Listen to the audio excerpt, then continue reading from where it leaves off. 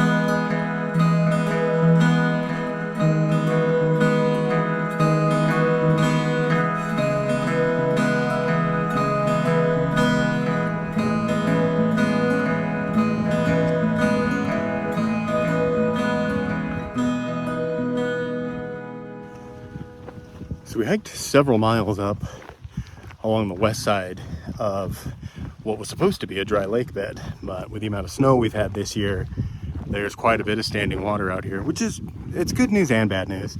The good news is there's water. It's not great water, but if we need it, we have water that we can filter. The bad part of that is that it created kind of an impassable zone for us to get to where we planned on camping tonight. So we turned around and hiked back to the car, and we drove to the east side of the lake.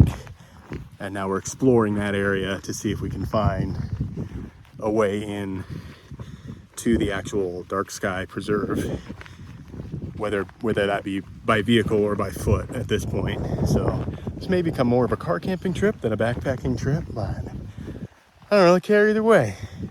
It's amazing out here. Well, we found a good campsite. We're all set up, ready to go. I'm gonna day hike around a little bit, explore some more of this area. And just real quick, I wanted to share with you a tip for warm weather camping. It's something that has made my camping experience a lot more comfortable, especially when I use a quilt. So basically you take a sleeping bag liner like you would carry in the winter months to keep yourself warm, and you wrap it around your inflatable sleeping pad like a sheet. And that way when you're sleeping, shirtless or however you choose to sleep, you don't stick to that sleeping pad as much, and it really just makes for a much more comfortable warm weather sleeping experience.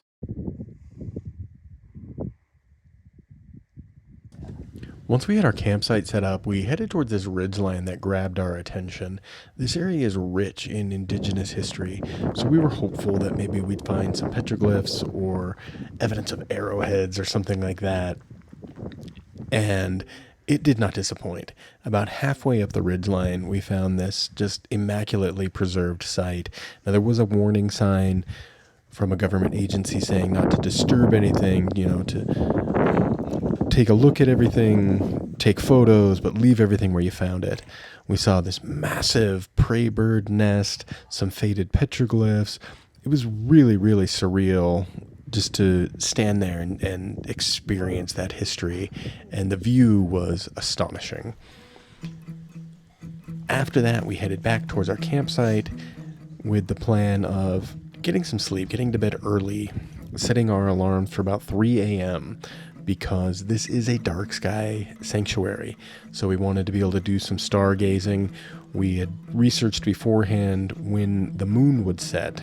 We did have kind of a bright moon, so 3 a.m. was our target.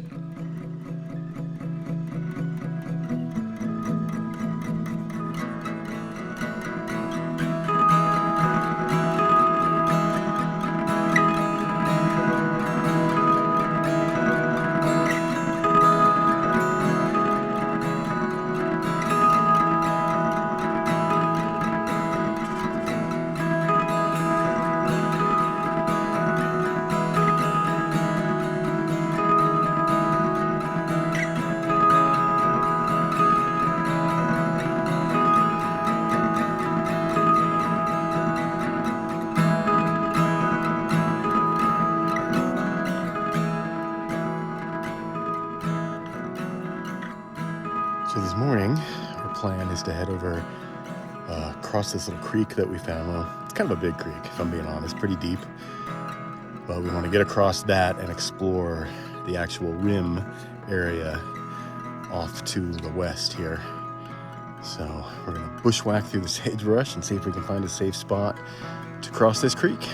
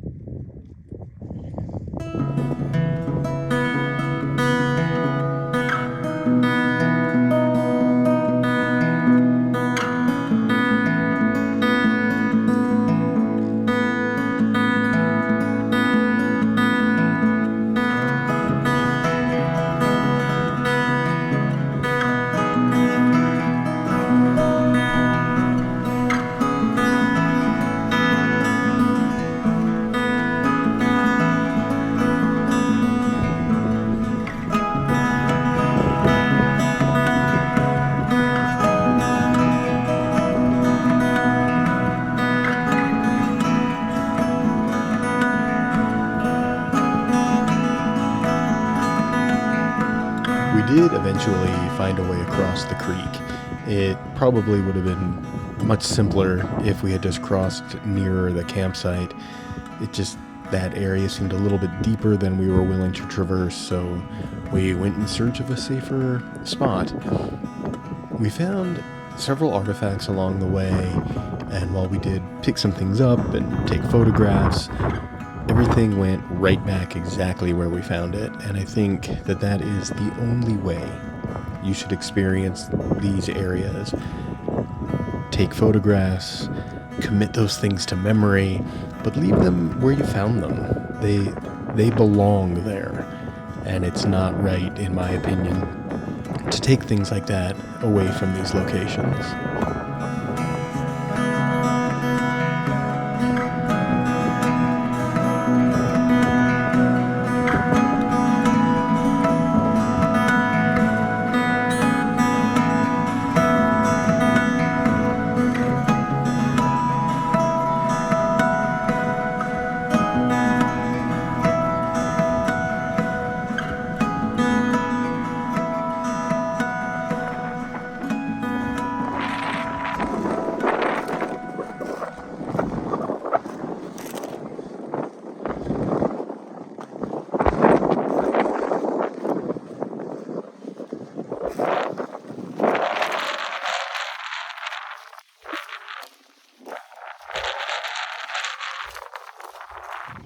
All told, we walked about 15 miles along a loop that we had mapped out for ourselves.